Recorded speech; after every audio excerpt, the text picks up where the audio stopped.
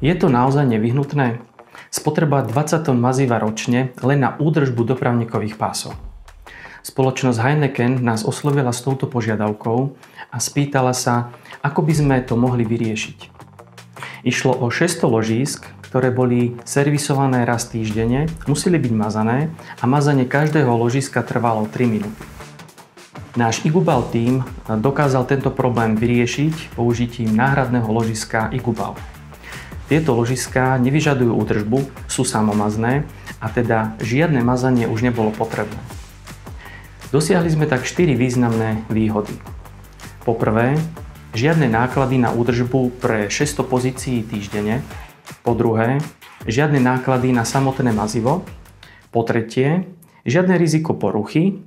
A po štvrté, ak by sa toto riešenie zaviedlo na všetky lokality spoločnosti Heineken, celkovo 160, každý rok by sa ušetrilo 20 tón maziva, ktoré tak neskončí v prírode.